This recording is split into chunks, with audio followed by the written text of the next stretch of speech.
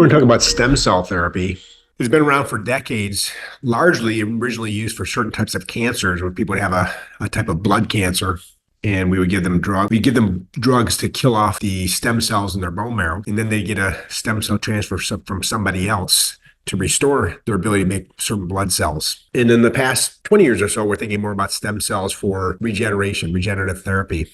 Particularly arthritis is the low-hanging fruit. But people are also looking at stem cells for treating other conditions such as heart disease, congestive heart failure, idiopathic pulmonary fibrosis, multiple sclerosis, brain injuries, spinal cord injuries, liver disease, and a myriad of other conditions. So let's kind of go over stem cells where we're at today. So there's different types of stem cells. There's hemopoietic stem cells, which are the ones that are in the bone marrow for blood cells. And we're mostly going to talk about something called a mesenchymal or mesenchymal stem cells. People pronounce it different ways. But these are stem cells that are for most of the tissues in our body, such as bone, skin, muscles, cardiac tissue, liver. And then there's stem cells that are maybe more specific for the brain and other neurologic tissues. Stem cells can be harvested from different areas. The most common form of stem cell therapy has traditionally been from the bone marrow. So they would make a little incision, they numb your skin up and make a little incision and say your hip, put a little drill into the hip bone and take out stem cells. That's painful, and there's not a lot of the type of stem cells we want. There's plenty of blood type stem cells, but not a lot of these tissue type stem cells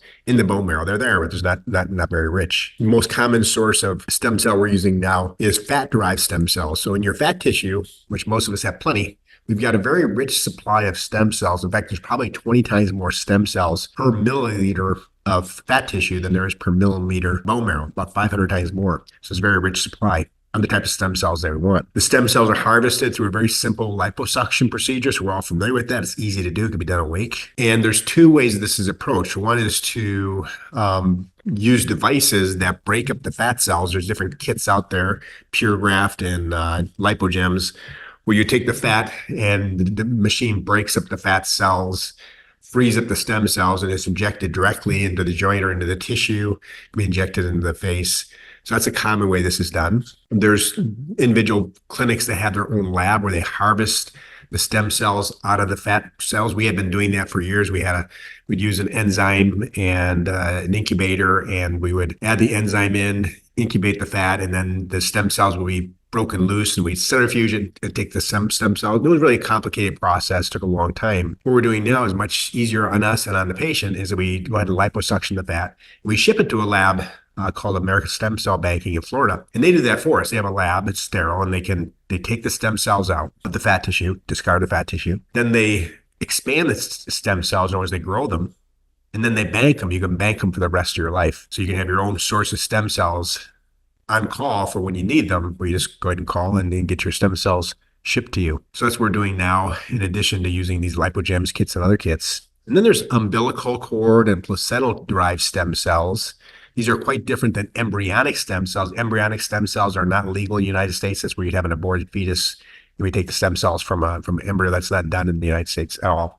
There's some embryonic stem cell research going on from embryos that were obtained, 30, 40 years ago, but nobody's doing that clinically. It's not allowed and not ethical. But umbilical stem cells and placental stem cells certainly are. People right now, when they have a baby, they have an option of banking their baby's umbilical stem cells for use later on, or they can just donate them, and then manufacturers will take those umbilical stem cells and umbilical cords and extract the stem cells out, and in some cases expand them. So those are available, and the doctor can order them and you can use them. And then there's something called exosomes, which are a stem cell product. Now, stem cells have what's called exosomes in them. Exosomes refers to basically a little balloon or a little bubble of growth factors, stem cell factors. And what happens now is companies get placental stem cells, then they grow them, and then they get the stem cells to express exosomes, and then they extract the exosomes, and then they sell them to doctors who can use them on their patients. So the three main forms of stem cells we're seeing now: bone marrow derived stem cells. That was the most popular, it's kind of falling in popularity because of the more simplistic way of getting fat-derived stem cells, which is largely popular right now. Fat-derived stem cells, very easy. We have rich supply in it, and you can bank them. Umbilical or placental stem cells, and then exosomes, which are an umbilical or placental or even amniotic fluid stem cell product. So what are we using stem cells for? Well, I've written 3 books on stem cells, and one's regarding MS, multiple sclerosis, one's regarding joints, and one's regarding cosmetic uses, mostly on the face.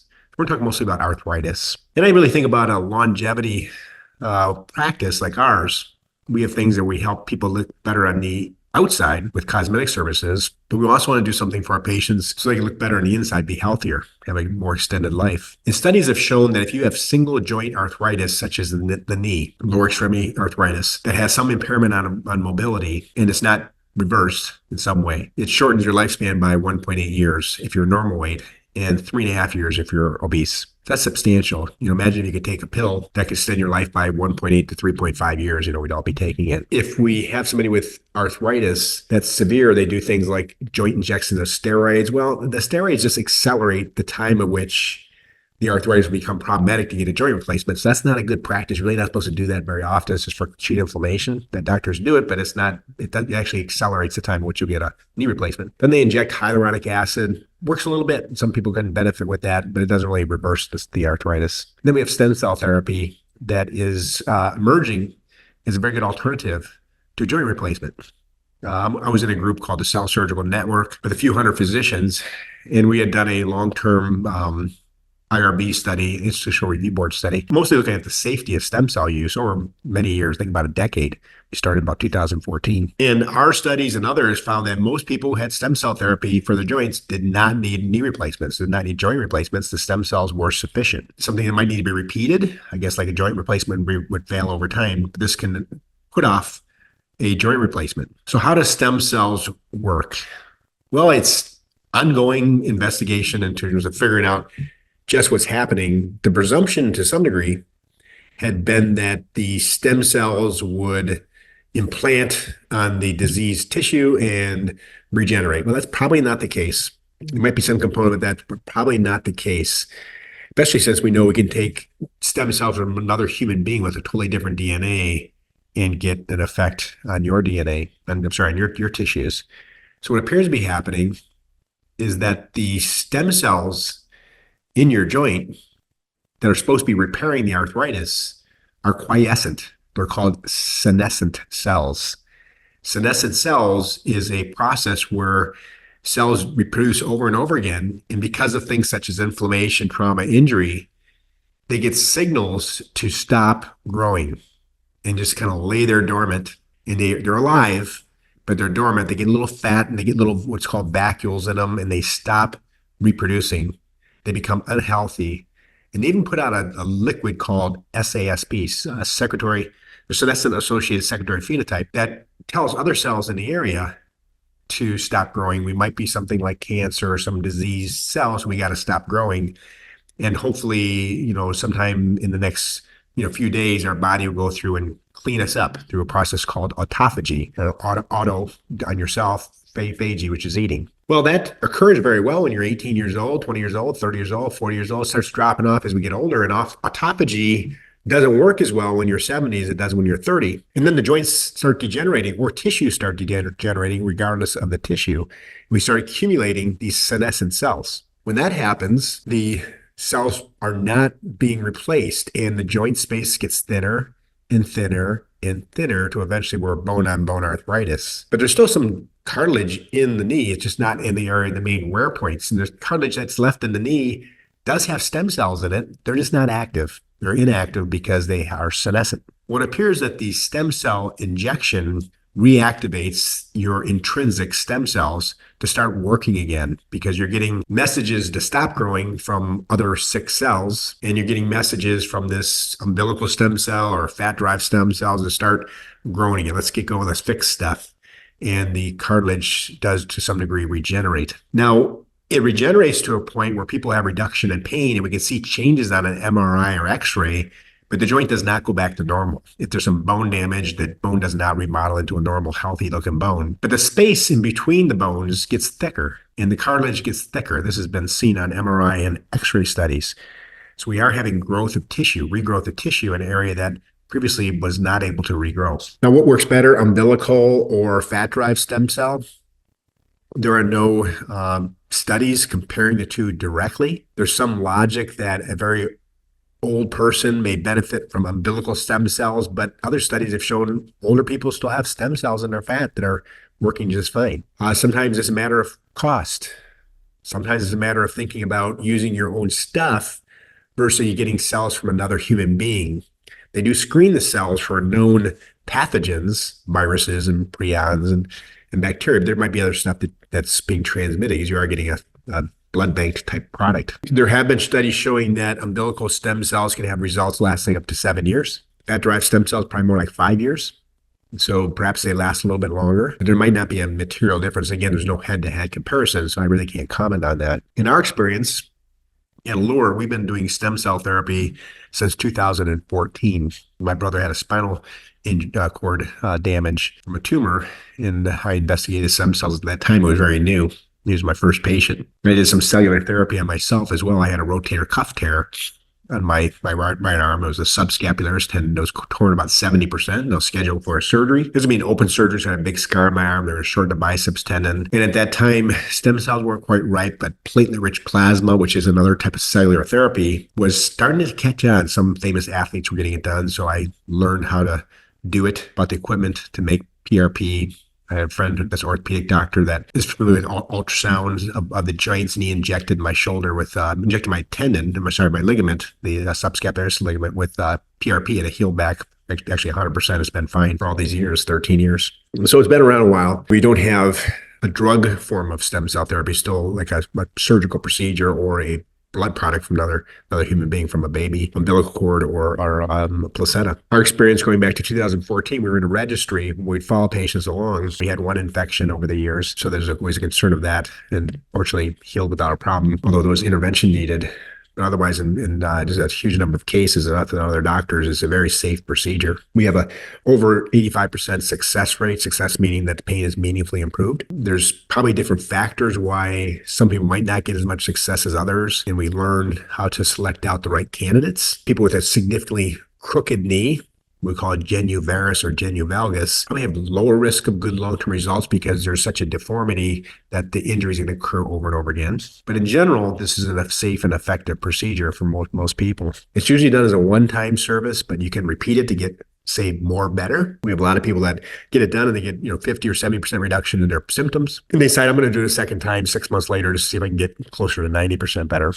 And that's okay. We also have people that want to do stem cells for wellness and anti-aging. They get intravenous stem cells of their own stem cells. So we call the lab that stores their stem cells. They send us a bottle of stem cell that has 10 million stem cells, and we infuse them through an IV. And there's not good studies on showing what this is going to do. This is more of the out there part of medicine where we think it's going to give some benefit and target areas of senescent cells. And there's been studies demonstrating benefit, but it's not very well grounded in the science just yet. There's a study, for example, where they took stem cells and tagged them with a radioactive isotope, which we use in nuclear medicine commonly. It's a very safe procedure. But they tagged these stem cells and they injected somebody that had two inflammatory conditions. One was called Dupuytren's contracture, which is an inflammation of a tendon in the hand. And another thing is called Peyronie's disease, which is inflammation of the penis, where the penis is a little crooked and it's got inflammation going on, scarring. And they infused this person had both these conditions. They infused them with the stem cells and they did the nuclear scan, and the stem cells wind up owning in on those two organs, the hand and the penis. They do go everywhere throughout your body when you get an injection. Is that the best way to do it?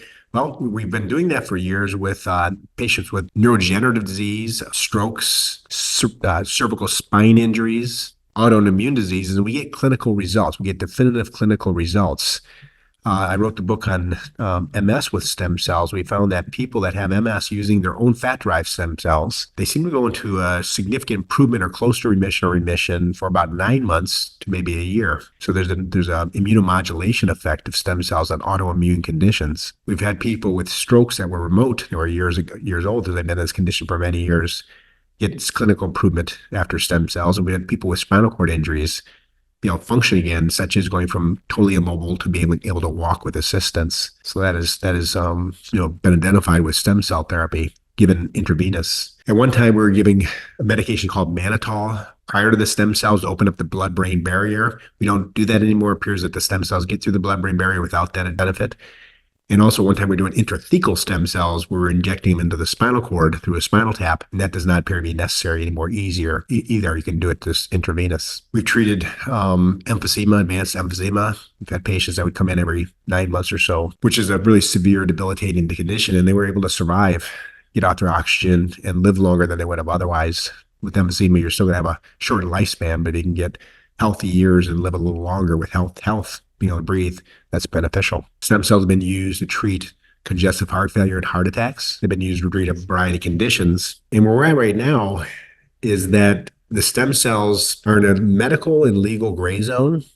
So back prior to 2020, my group's Cell Surgical Network, I'm not with them anymore when I was, most of the doctors were making stem cells on their own in their own office, which is considered legal to do. You can take the fat, we can say take cartilage from a rib and fix a nose. There's things we can do moving tissues from one spot to the other. And the FDA started suing doctors saying, well, you're manipulating the tissues, therefore it's not a surgical procedure, you're actually making a drug. And they sued doctors 20 or 30 times and lost every time. Then finally they went after a doctor in Florida who was doing this, who had a problem with, he had a serious problem with a stem cell patient. So there's an injury. And the judge sided with the FDA and said, yeah, this is definitely a drug. We have to prohibit doctors from doing this procedure. That was about 3 years. And in 2022, or 2 years, 2022, I mean, it's 2023. It was relatively recently. A judge overruled that, and he noted that the FDA had made up the law that they used to shut the concept down. They inserted some language into the FDA's charter, which is given by Congress, and they changed the law to suit the FDA, which the FDA is not allowed to do. In other words, the FDA is part of the executive branch. They're supposed to carry out laws, but they're not supposed to write them. And in this case, they had written laws themselves and tried to enforce them. And then, of course, the judge had called them out that you're not allowed to break the law like that. So stem cells, right now, the legal milieu would be that a doctor can do this manipulation with the enzyme where they take the fat out, get the stem cells out, inject them. We've chosen not to do that just because of the harassment that the government has done to doctors in the past, and we're just using a lab that does it for us. So we either take the fat out, we use an FDA-approved device to do it, and then we alter this fat tissue that gives us stem cells and inject it in the joint directly, or we send it to a lab that is certified to take the stem cells out and store them and bank them. So we no longer separate the stem cells out with this process that appears to be legal now, but again, this harassment from the government, we decided not to do that. The government can definitely harass people. So that's the state of the stem cells in our practice. It was really something we're doing quite commonly in 17, 18, and 19. And when the FDA started raiding doctors' offices for doing stem cell therapy, we backed off on it because there was no legal precedent. But this is, again, all changed in the past, I think, a year and a half ago when a judge ruled that the FDA had been more or less cheating. So stem cells are getting a resurgence. Now, the real holy grail will be when a person makes or a company makes a stem cell drug, which there's some companies working on it right now. There's one called Cellularity. I think they're out of Georgia. There's a neurosurgeon who runs the company. And they're taking placenta stem cells and growing them. So they're calling expanding them. And they're working on getting FDA approval for their form. Right now, we're just buying it from a lab. But to get an FDA-approved drug will pave the way to more acceptance. Because once it's FDA approved, then maybe a decade later it could be potentially covered by insurance. There's no way it'll be covered by insurance anytime soon because it just takes a long, long, long time for first off, FDA approval of a new drug, and then for insurance companies to accept that this has a meaningful improvement on people's lives, even though clinically we know what's happening. So right now it's self-pay. Versus a knee replacement that's technically free if you got great insurance, but these are very expensive. The average cost is somewhere around $70,000 all in, physical therapy and everything. And a knee replacement has a high morbidity rate, complication rate, about 2%. And there's a substantial amount of post-procedure pain, nerve injuries, and other things that occur, which we don't see typically with stem cell therapy. So I propose stem cell therapy is a reasonable alternative certainly to getting steroid injections, which are probably not a good idea. Much better than the hyaluronic acid injections and better than platelet-rich plasma for people with advanced arthritis. Mild arthritis, PRP is a good option. And you can do it on your own. Find a clinic that does it. The type of stem cells you use, whether you use umbilical, placental, fat-derived, bone marrow, they probably all work to some degree.